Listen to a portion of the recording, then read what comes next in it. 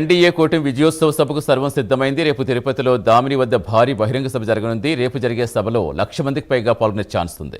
బహిరంగ సభ ఏర్పాటు జనసేన నేతలు పరిశీలించారు. సంక్షేమం, అభివృద్ధి లక్ష్యంగా కూటమి పాలన సాగుతోందని ఏపీ హస్తకళ corporation chairman doctor Pasupuleti Hariprasad తెలిపారు. కూటమి ప్రభుత్వం 2 ఏళ్ల పాలన పూర్తయిన సందర్భంగా విజయోత్సవ సభ నిర్వహిస్తున్నట్టుగా తెలిపారు. కూటమి నేతల విజయోత్సవ సభ గురించి మరింత సమాచారం మా కరెస్పాండెంట్ రవ్వర్మ అందిస్తారు. కూటమి ప్రభుత్వం అధికారులకు వచ్చిన పిదప రాష్ట్రం అన్ని విధాల అభివృద్ధి చెందడమే కాక ప్రజా సంక్షేమానికి పెద్దపీట వేసింది. ముఖ్యంగా గత 2 సంవత్సరాల్లో రాష్ట్రంలో జరుగుతున్నటువంటి అభివృద్ధి, సంక్షేమం, నమ్మకం ఈ 3 కాన్సెప్టులతో 3 చోట్ల సభలు నిర్వహించాలని చెప్పి ప్రభుత్వం మొదట సంకల్పించింది. అయితే దురదృష్టవశాత్తు విశాఖపట్నంలో జరిగిన ఘటన నేపథ్యంలో ఆ 2 సభలు అంటే విశాఖపట్నంలో, విజయవాడలో జరగాల్సిన సభలను రద్దు చేసుకుని తిరుపతిలోనే విజయోత్సవ సభ నిర్వహించాలని చెప్పేసి ప్రభుత్వం నిర్ణయించింది. ఆ మేరకు కూటమి ప్రభుత్వం నాయకులందరూ కూడా రేపు తిరుపతికి చేరుకుంటున్నారు. తిరుపతిలోని దామిని వద్ద భారీ ఎత్తున సభ నిర్వహించేందుకు ఏర్పాట్లన్నీ కూడా పూర్తి చేశారు. దాదాపు 50,000 మంది పైగా ప్రతినిధులు అంటే లబ్ధిదారులందరూ కూర్చొని ఈ సభను వీక్షించేలా ఏర్పాట్లన్నీ కూడా చేశారు. అదే కాకుండా మరో 50,000 మంది చుట్టూ చూసేలా కూడా డిజిటల్ డిస్ప్లే బోర్డులు ఏర్పాట్లు చేస్తున్నారు. కూడా దాదాపు ఈ విధంగా అన్ని రకాల ఏర్పాట్లు అయితే చేస్తూ వస్తున్నారు. ఇప్పుడు జనసేన నాయకులు మనతో ఉన్నారు. వారిని అడిగి సార్ నమస్తే. ఇవాళ కూటమి ప్రభుత్వం ఈ 2 ఏళ్లలో ఎలాంటి అభివృద్ధి చేసింది, ఈ అభివృద్ధిని ఎందుకు చెప్పుకోలేకుండా పోతుంది కూటమి ప్రభుత్వం, ఇవాళ సభలు పెట్టాల్సిన ఆవశ్యకత ఎందుకు వచ్చింది, ఎలా చూడాలి సార్ దీన్ని? ఇది ప్రజాప్రభుత్వం, కూటమి ప్రభుత్వం, ప్రజాప్రభుత్వం. ఆ రోజు కూడా ఎన్నికల గెలుపు కూటమి గెలుపు అని మేము అనుకోలేదు. వైఎస్ఆర్ ప్రభుత్వంలో అతపాతాళానికి వెళ్ళిపోయిన ఆంధ్రప్రదేశ్, అటువంటి ఆంధ్రప్రదేశ్ నుంచి ప్రజలను రక్షించే విధంగా ప్రజలను గెలిపించే ప్రయత్నమే ఎన్డీఏ ప్రభుత్వం చేసిన ప్రయత్నం. ఆ ప్రయత్నంలో ఈ గెలుపు ఎన్డీఏ ప్రభుత్వంతో తెలుగుదేశమో, జనసేన, బీజేపీ కాదు, ప్రజలను గెలిపించాం. అంధకారంలో ఉన్న ఆంధ్రప్రదేశ్ ఎటువైపు చూసినా దోపిడీ, దురహంకారం, ప్రజలు ఆస్తులు కూడా వాళ్ళ ఫోటోలు వేసుకునే పరిస్థితులు వచ్చిన తర్వాత ప్రజలను కాపాడే ప్రక్రియలో, ప్రజలను గెలిపించే ప్రక్రియలో మేము గెలిచాం.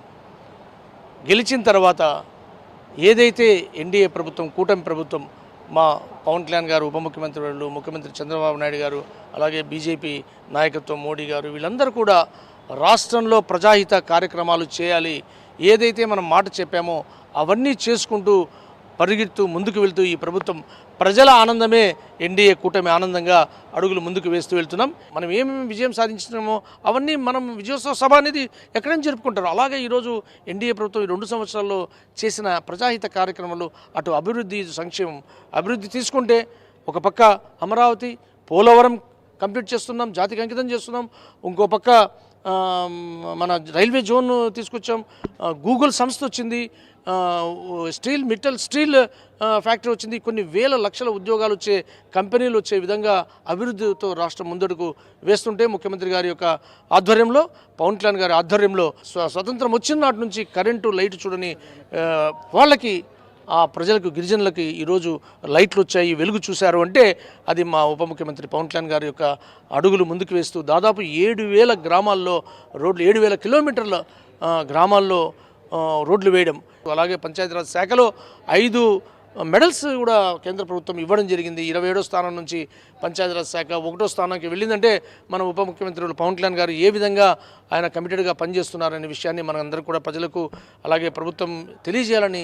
అంటే మోసం చేసి 2 ఏళ్ళైంది, ప్రజలను మోసం చేసి 2 ఇయర్స్ అయిందని చెప్పి నినాదంతో వాళ్ళు నిరసన కార్యక్రమం శ్రీకారం చుట్టారు. దీన్ని ఎలా చూడాలి? ఈ విజయము మేము ఎన్డీఏ గెలిచింది కాదు, ఈ విజయం తర్వాత ఆనందపడింది మా నాయకులు, ఎమ్మెల్యేలు కాదు, ప్రజలు ఆనందపడ్డారు. వాళ్ళు ఎంతో ఆనందంగా దీపావళి సెలబ్రేట్ చేసుకున్నట్టు ఎన్డీఏ విజయం ప్రజలు సెలబ్రేట్ చేసుకున్నారు, నాయకులు కాదు. అలాగే ఈరోజు ప్రజలు కూడా ఒక రాక్షస పాలన, ఒక రావణాసురుడి పాలన, ఒక హిరణ్యకశిపుడి పాలన పోయిందిరా స్వామి, మేము గాలి పిలుచుకుంటాం, మా భూములు మా యొక్క సర్టిఫికెట్స్ మీద మా పేరే ఉంది, వేరే ఫోటో లేదు. అలాగే గ్యాస్, మహిళలైతే గ్యాస్, మహిళలకి ఫ్రీ బస్, వారు ఒకరికి స్కూల్ స్టూడెంట్కి ఫీజు ఇస్తే మనం ఎంతమంది పిల్లలు ఉంటే అంతమందికి ఇవ్వడం, ఇవన్నీ కూడా ప్రజలు ఆనందం పడుతున్నారు.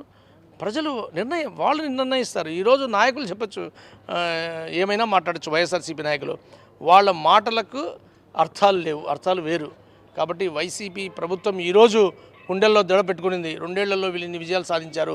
రేపు అమరావతి నగరం రెడీ అయినా, రేపు పోలవరం నుంచి వాటర్ రాయలసీమకు ప్రవహించిన, అన్ని ప్రాంతాలకు అక్కడ నుంచి వాటర్ వచ్చిన, సస్యశ్యామలైతే మీరు గమనించి ఉండాలి, చాలా చెరువుల్లో నీరు నింపిన ఘనత 2014 నుంచి 19లో ఉన్నింది.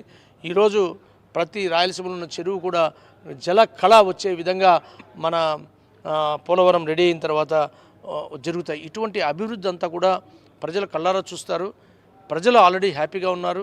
ఖచ్చితంగా 2 ఏళ్లలోనే ఇంత డెవలప్మెంట్ చూపించాం, 5 ఏళ్లలో ఇంకా డెవలప్మెంట్ చూస్తూ ప్రజలు ఆనందంగా ఉండాలనే ఆలోచన ఎన్డీఏ ప్రభుత్వం, ముఖ్యమంత్రులు అయితేమి, ఉప ముఖ్యమంత్రులు అయితేమి, నరేంద్ర మోడీ గారు అక్కడ అయితే ఏమి, ప్రజలు విజయమే మన ఎన్డీఏ విజయంగా అడుగులు ముందుకు వేస్తూ వెళ్తున్నాం. ఇది ముఖ్యంగా అంటే రాష్ట్రంలో జరిగినటువంటి అభివృద్ధి, సంక్షేమం, నమ్మకం పేరుతో కూటమి ప్రభుత్వం అధికారులకు వచ్చిన పిదప గత 2 సంవత్సరాల్లో జరిగినటువంటి అభివృద్ధి కార్యక్రమాలను ప్రజలకు వివరించడమే కాకుండా భవిష్యత్తులో రాష్ట్రాన్ని ఎలా తీర్చిదిద్దుతాము అనే సంకల్పంతో కూడా ప్రభుత్వం సన్నద్ధమవుతోంది. ఆ సంకల్పంలో భాగంగానే రేపు జరిగే ఈ విజయోత్సవ సభ కూడా ఇక్కడనే నిర్ధారించే అవకాశం ఉందని కూడా